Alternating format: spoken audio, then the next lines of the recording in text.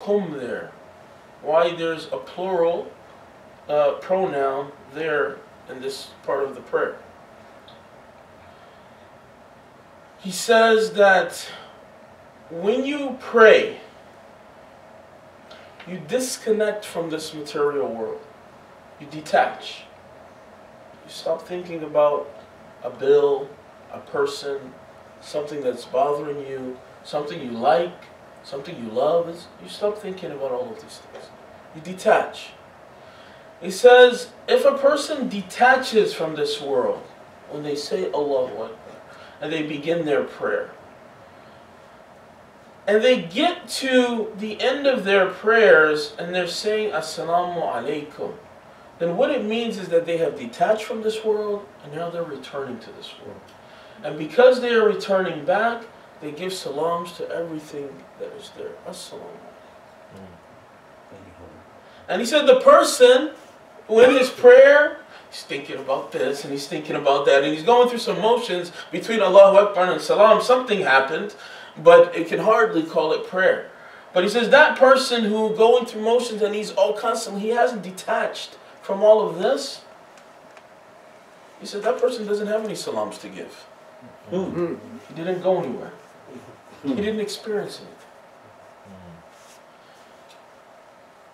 When we remove just at least some aspect, just the food, just the consciousness of what I say, what my tongue says, these type of things, it allows for me to actually go to prayer. I don't have anything, any distractions besides I just need to pray. He says that's when we have that presence of mind, presence of heart. And the one thing that's extremely detrimental, so when it talks about during the some special prayers or in the night of Ramadan, or the prayers on the night of Qadr, or the night prayer Salatul Layl, which we mentioned before and also is always recommended, the purpose of the month of Ramadan is just to create the habit. It's not for the month of Ramadan and then I'm like, okay, it's finally done, I'm back to. No. The purpose is that I create the habit and I am able to continue to do that continuously. If I'm able to do Salatul Layl, if I'm able to get up in the morning, if I'm able to pray on time, then I create the continuous habit of doing that. Right? Like we mentioned that each prayer has its own specific benefit. Right? Taking advantage of just even the concept of praying on time. Like it mentions about the midday prayer, especially on Fridays. The midday prayer, one of the effects of it is your sustenance, your wealth, your financial well-being. So making the midday prayer, you get the benefit, but extremely you get the benefit especially when you do it at the time that it's supposed to be done. Nafahat. Here comes the breeze. Allah's opening the one door of opportunities. It's time for Zuhr prayer. It's time for, Friday prayer. Busy, working, doing this and doing that. Sometimes, if possible, we have to go a little bit extra mile to make the opportunities. We have to meet the opportunity. We have to go to receive the opportunity. When it said in the Quran, إِذَا نُودِيَ لَلصَّلَاةِ مِنْ يَوْمِ الْجُمْعَةِ, when you hear the call for Friday prayer, فَاسْعَوْا إِلَىٰ ذِكْرِ اللَّهِ وَالذَّرُوا الْبَيْتِ, leave what you're doing, leave your business and work, and rush to the remembrance of Allah. ذَلِكُمْ خَيْرٌ لَكُمْ إِن كُنتُمْ تَعْلَمُونَ. This is better for you if only you knew. Remember, the Quran is a timeless message. It's not for the time of the Prophet only. It's not for the time after that. It's a timeless message. And the message of this about Friday prayer is a message that speaks to especially you and I. Especially the people who live here. Why? Because you go to any Muslim country and Dhuhr time, when it's Friday, people are doing what? They're doing Friday prayer. What are their businesses doing? They're closed. But in the Quran it says what? Dharul bay, fas'aw ila dhikrullah wa dharul bay. Who needs to close? Who needs to leave business and go do it? That's us. It's a message is speaking to the people who living today, now, here in the West. We need to be able to rush to the remembrance of Allah and leave business and work aside if possible. We need to be able to do that because it's not the test of people who are living in a place where that's already happening. Allah is speaking to us. And the month of Ramadan is the month of going back to the Quran and taking some of these messages for us. If we cannot recite the entire Quran in the month of Ramadan, make the habit of consistency. Make the habit of consistency. What can you do? A person might say, I can read 2 pages. I can read 1 page. I can read 5 ayahs. I can read 1 ayah every day. Okay, make something that you will stick to consistently. Something feasible. You know, they teach you to make measurable goals so that you can measure your success, see how much you've been able to accomplish. I've actually been able to do it. I set this goal of doing X, Y, Z, and I've actually accomplished it during this time period. So in terms of the book of Allah, we have to set some measurable goals for ourselves. Look, every day I'm going to read X amount of Quran. No exception. Every day. You create that habit for yourself for the rest of your life. That's one of the scholars, what was their secret of success? One of the things he said is that, a couple of things. He said, one of the things is that every day I took a message from the Quran. So every day I took a message from the Quran. Like Imam Sadiq says, when I wanted to speak to Allah, I went and prayed. But when I wanted to hear Allah speak to me, I read Quran. I opened up his book and his word, Kalamullah. That is what our book is. It's the words of Allah. I took that message of what it said. And I applied that to my day, to my life, to my situations. I contemplated on it. So we take the Quran and also, inshallah, make it a part of our month. So the last part that's very detrimental to our success is ujb and self-admiration. Then one of the number one things that prevents people from taking prayer seriously, from taking that kind of, you know what, I need to make an effort. Some kind of effort. That when it's time for prayer to be able to actually pray, I need to make some kind of effort.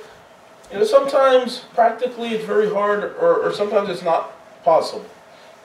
You know, one person, he said that the company in Germany, he was a Turkish brother. He said there was a company in Germany, he used to work for a tech company, and they said that during your break, you can take a break, but you cannot pray. They didn't allow prayer. For whatever reason, they did not allow prayer, even if it's your own break. You can break, you can eat, you can't pray. Specifically. Now, that's a unique situation. A lot of times, in a lot of places, people understand that they have to be sensitive to these issues.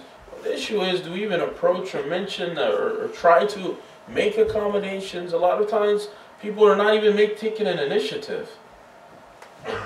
Like, we don't know that this person is even Muslim who works here. Let alone that they need a clean place for 5 minutes. There's a sister who was a nurse, and this concept and idea and this discussion prompted her to go and say, you know what? I'm just going to ask my supervisor, is there a room I can use? I just need a place where for 5-10 minutes I can do my prayer and reflection. Sure, here's a key, use the room. And she had worked there for years. But sometimes we don't take the initiatives.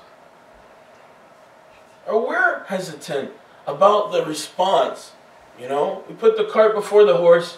We already judged, oh man, these people are probably going to think like this or be like this. Give give people an opportunity. It might surprise you.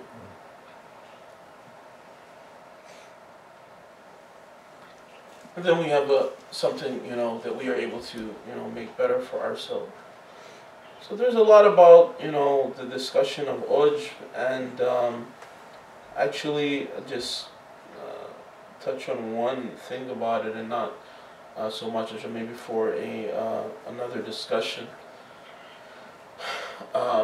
It's ujb, it means that this person, like when it talks to the word ta'ajjub, like he's surprised or amazed. This person who has ujb, he's amazed at himself. And so when he does things, and he accomplishes things, or is successful at things, he attributes that to himself. I'm the man. I did that. I accomplished that. When we say words like confidence or self-confidence, there's something that we have to understand. Real confidence is not confidence in self. Why? What did you do? Who are we? Why are we so proud? Well, who gave us this ability, this intellect, or this physique, or whatever it is, this achievement? Who allowed us? And real confidence comes from when a person is able to attribute his accomplishment to Allah. Because if you have Allah behind you, if you're able to attribute success to Allah, then you're always successful. That's where real confidence is. But the people who attribute to themselves when they have a bad day or something's a little off, because I'm attributing only to myself, then I also lose confidence. But when I see my success as being something from Allah, then that's where real confidence is generated. And that's the proper form of confidence. So it doesn't ever go to that thin line of being on the other side, of being, I'm admiring myself. I was amazing. I did a great job. So when people say, when you did a wonderful, they're saying, he says, MashaAllah, Alhamdulillah, praises to Allah, whatever Allah will. He attributes the good actions and the blessings and the benefits to connecting it to Allah.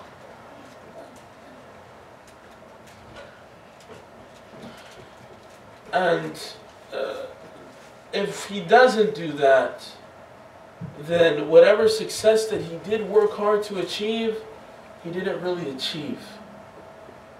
If he worked hard during the month of Ramadan, he got to somewhere he didn't really get there if he thinks that he's the sole source of his success. So we ask Allah subhanahu wa ta'ala to give us all this spiritual tawfiq and success in this month and in the next.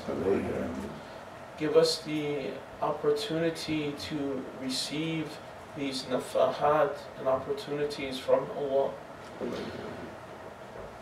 Help those who are in need of your du'as, who are in need most of prayers all across the world, places where people are madloom, the mustad'afin, those who are oppressed. Allow them to receive the faraj and relief from you, Allah. Hasten the coming of the Imam of our time, Imam Mahdi Ajalullah Ta'ala Farajum Sharif, and make us all, inshallah, of his ansar and his a'wan and his helpers and his supporters, inshallah. Wassalamu alaikum. اللهم صل على محمد وآل محمد.